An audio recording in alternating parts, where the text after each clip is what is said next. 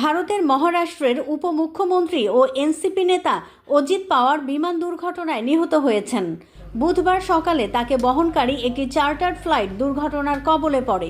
এতে অজিত পাওয়ারের ব্যক্তিগত নিরাপত্তারক্ষী ক্রু সদস্য সহ মোট 5 জনের মৃত্যু হয়। মুম্বাই থেকে বারামতিতে একটি রাজনৈতিক সভায় যোগ দিতে যাচ্ছিলেন অজিত পাওয়ার। বুধবার সকাল 8টার দিকে বিমানটি যাত্রা শুরু করে। প্রায় 1 ঘন্টা পর বারামতি বিমানবন্দরে অবতরণের কথা থাকলেও তার আগেই বিমানবন্দরের কাছাকাছি একটি ফাঁকা মাঠে বিমানটি বিধ্বস্ত হয়। সঙ্গে সঙ্গে আগুন ধরে যায় এবং ঘন ধোঁয়া ছড়িয়ে পড়ে।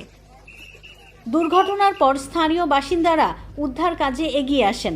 পরে ফায়ার সার্ভিস, অ্যাম্বুলেন্স ও দুর্যোগ মোকাবেলা দল ঘটনাস্থলে পৌঁছে গুরুতর আহতদের হাসপাতালে নেয়। তবে চিকিৎসাধীন অবস্থায় অজিত পাওয়ার সহ সবাই মারা যান। প্রাথমিকভাবে ধারণা করা হচ্ছে যান্ত্রিক ত্রুটির কারণেই দুর্ঘটনাটি ঘটেছে।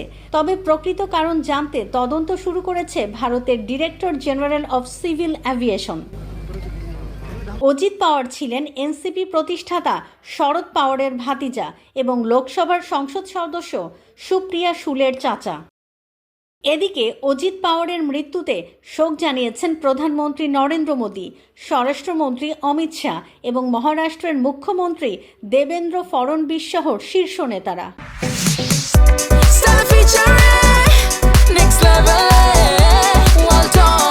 Side by side fridge.